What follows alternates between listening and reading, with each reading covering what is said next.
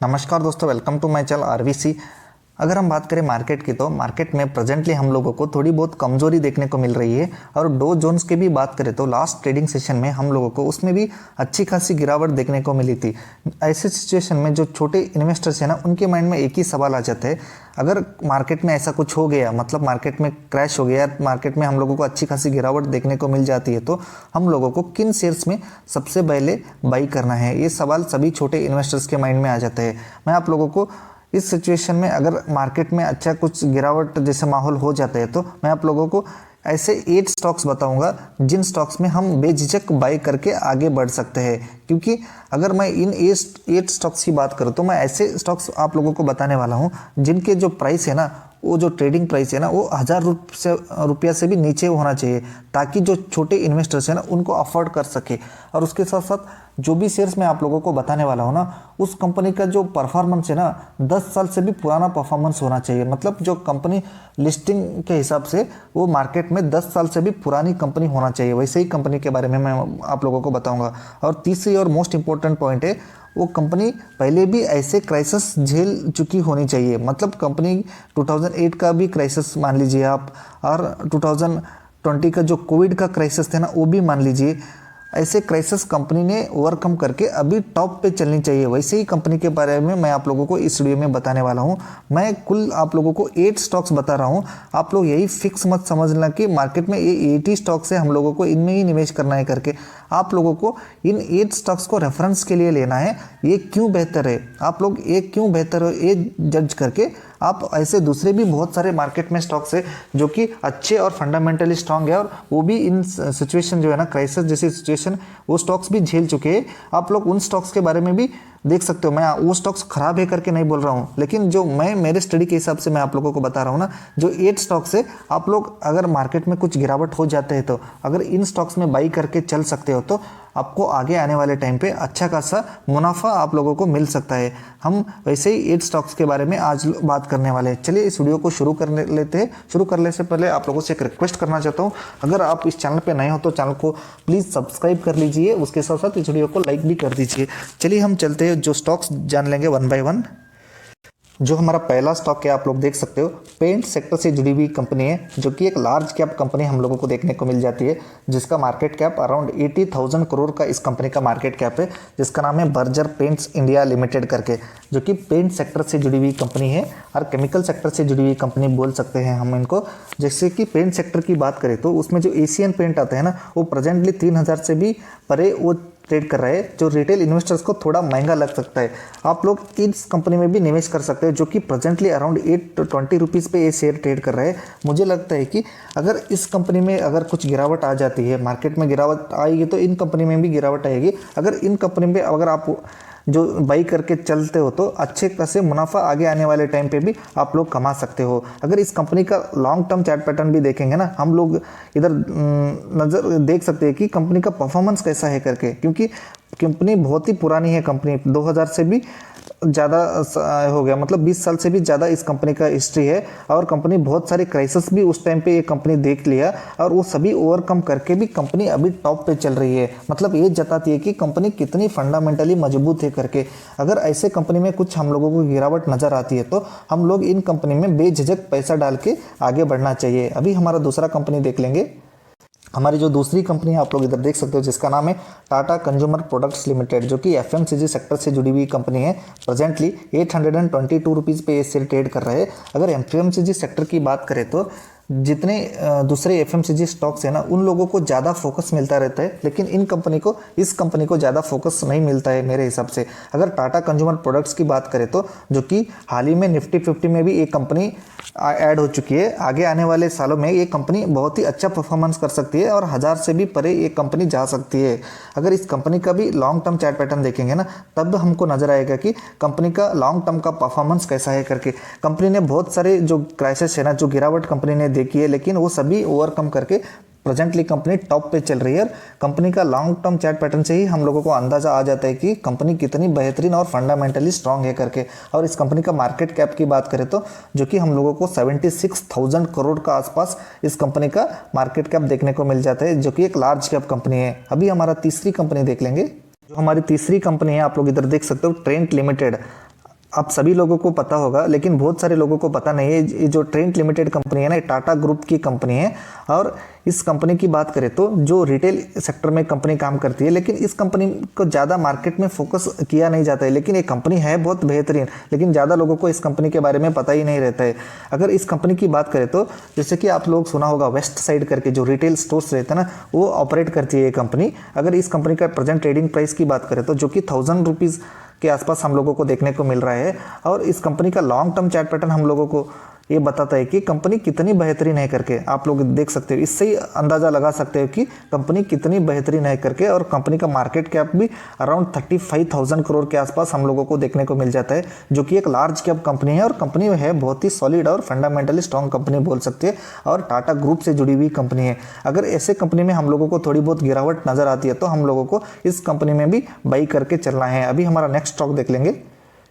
जो अगर हमारा अगला स्टॉक है, जो कि केमिकल सेक्टर से जुड़ी हुई कंपनी है, जिसका नाम है आरती इंडस्ट्रीज लिमिटेड। बहुत ही पॉपुलर स्टॉक है, हम लोग बोल सकते हैं इसको। अगर प्रेजेंटली इस स्टॉक की बात करें तो जो कि 932 रुपीज़ पे ये शेयर ट्रेड कर रहा है। एक लार्ज कैप कंपनी है जिसका मार्केट कैप अराउंड 34,000 करोड़ हम लोगों को देखने को मिल जाता है।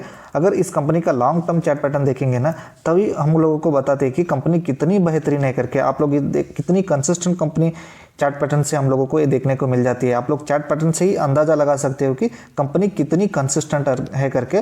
और कंपनी बहुत ही अच्छे खासे रिटर्न्स अपने शेयर होल्डर्स को ये कंपनी कमा के दे चुकी है। और कंपनी है बहुत ही बेहतरीन, और कंपनी स्पेशली केमिकल सेक्टर से जुड़ी हुई कंपनी है। मतलब आगे जाके भी इस कंपनी में बहुत सारी ग्रोथ अपॉर्चुनिटी हम लोगों को देखने को मिल जाती है। अभी हमारा जो अगला स्टॉक है वो देख लेंगे। ऑटो एंसिलरी सेक्टर से जुड़ी हुई कंपनी, मतलब ऑटो सेक्टर से जुड़ी हुई कंपनी बोल सकते हैं, जो कि ऑटो पार्ट्स बनाने वाली कंपनी है, जिसका नाम है मिंडा इंडस्ट्रीज लिमिटेड। जो कि प्रेजेंटली 730 रुपीज़ पे ये शेयर ट्रेड कर रहा है, आप लोग देख सकते हो। अगर इस कंपनी की बात करें तो ये ऑटो जो पार्ट्स बनाने वाली कंपनियां जो सबसे पहले आती है मदरसन सुमी, और उसके बाद हम बात करें तो मिंडा इंडस्ट्री। ये मुझे बहुत ही बेहतरीन कंपनी ये देखने को मिल जाती है, क्योंकि ऑटो सेक्टर में अगर हम लास्ट 2-3 साल की बात करें तो उनमें हम लोगों को बहुत ही ऑटो सेक्टर में गिरावट देखने को मिली थी। लेकिन उस टाइम पे भी इस शेयर में हम लोगों को एक कंसोलिडेशन फेज ही देखने को मिला था। अभी जो ऑटो सेक्टर में अच्छी खासी हम लोगों को तेजी देखने को मिल रही है, तो ये शेयर अभी भी टॉप पे चल रहा है। मतलब ये जताता है करके सब सारे ऑटो सेक्टर्स की बात करें तो हम लोगों को ऐसे गिरावट देखने को मिल रहे थे। लेकिन ये जो शेयर था एक ही कंसोलिडेशन फेज में घूम रहा था। ऑटो सेक्टर गिरावट में होने के बावजूद भी ये शेयर कंसोलिडेशन फेज में घूम रहा था। मतलब ये जताता है कि कंपनी के फंडामेंटल्स कितने मजबूत है करके। जब ऑटो सेक्टर अभी भागने लगा है उस टाइम पे ये कंपनी तो अपने टॉप पे ही चल रही है। और इस कंपनी की बात करें तो एक मिड कैप कंपनी है, मतलब मिड कैप कंपनी है तो उस कंपनी के साथ रिस्क भी रहेगा, लेकिन है फंडामेंटली बहुत ही स्ट्रांग कंपनी, जिसका मार्केट कैप आप लोग बोल सकते हैं जो कि 21,000 करोड़ के आसपास इस कंपनी का मार्केट कैप है। और आगे आने वाले टाइम पे ये कंपनी बहुत ही अच्छा खासा परफॉर्मेंस कर सकती है।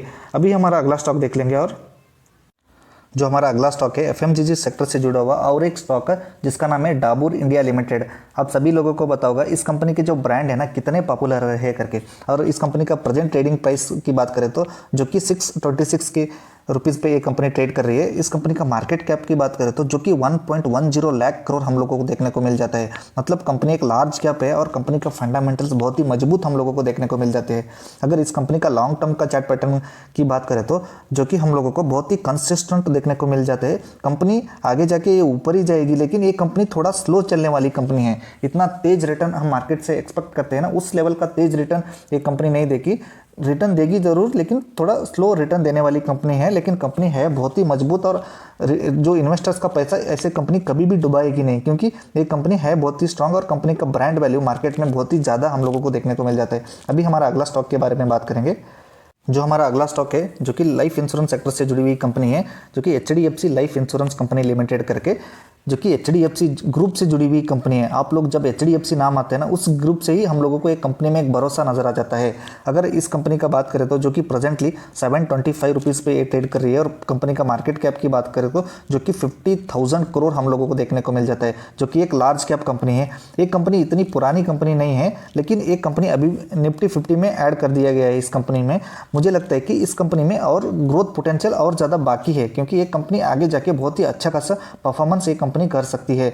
अगर इस कंपनी का भी लॉन्ग टर्म चार्ट पैटर्न देखने को मिले देखे तो, जो कि हम लोगों को इतना पुराना चार्ट पैटर्न देखने को नहीं मिलता है, लेकिन एक कंपनी है अप ट्रेंड में ही चलने वाली कंपनी है। कंपनी में थोड़ी बहुत कमजोरी हम लोगों को देखने को मिली थी, लेकिन वो ओवरकम करके कंपनी अभी टॉप पे चल रही है और कंपनी का जो फ्यूचर ग्रोथ एस्पेक्ट है ना वो बहुत ही बेहतरीन है, हम लोगों को देखने को मिल सकता है। क्योंकि इंश्योरेंस सेक्टर, जैसे कि आप सभी लोगों को पता होगा, इंडिया में इंश्योरेंस सेक्टर बहुत ही अंडर पेनेट्रेटेड है करके बोलते रहते हैं। अगर आगे जाके ये कंपनी और भी अच्छा परफॉर्मेंस करके अपने शेयर होल्डर्स को अच्छे खासे रिटर्न्स भी ये कंपनी कमा के दे सकती है। अभी हमारा जो लास्ट स्टॉक है उसके ऊपर चलेंगे।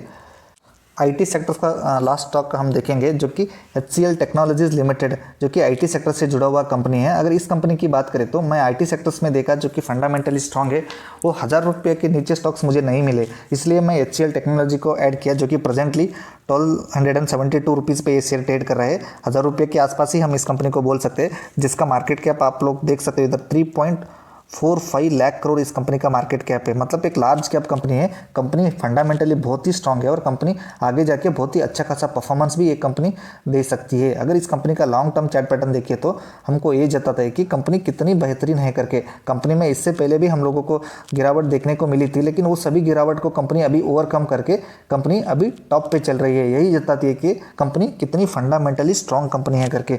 मैं जो भी स्टॉक्स आप लोगों को इस वीडियो में बताया हूँ ना, यही 8 स्टॉक्स फिक्स नहीं है फ्रेंड्स। इससे भी परे मार्केट में बहुत सारे स्टॉक्स है। आप लोग ये 8 स्टॉक को रेफरेंस लेके आप दूसरे स्टॉक्स भी स्टडी कर सकते हो। स्टडी करके आप लोग अपने स्टडी करके किसी भी स्टॉक्स में निवेश करना। अगर मार्केट क्रैश होता है ना, उस टाइम पे हम लोगों को डरना नहीं चाहिए फ्रेंड्स। उसमें वापस हम लोगों को खुश होना चाहिए, क्योंकि जो अच्छे शेयर्स रहते हैं ना वो सस्ते प्राइस में लेने का मौका मार्केट गिरावट के टाइम पे ही हम लोगों को मिलता है। इसलिए आप लोगों को जो मार्केट की गिरावट के टाइम पे जो अच्छे फंडामेंटली स्ट्रॉन्ग शेयर है ना उसमें बाई करके आगे बढ़ना चाहिए। और मार्केट जब तेजी दिखाता है ना उस टाइम में हम लोगों को उस पैसे का एंजॉय करना चाहिए। जो प्रॉफिट मिलता है ना उस प्रॉफिट में हम लोगों को एंजॉय करना चाहिए।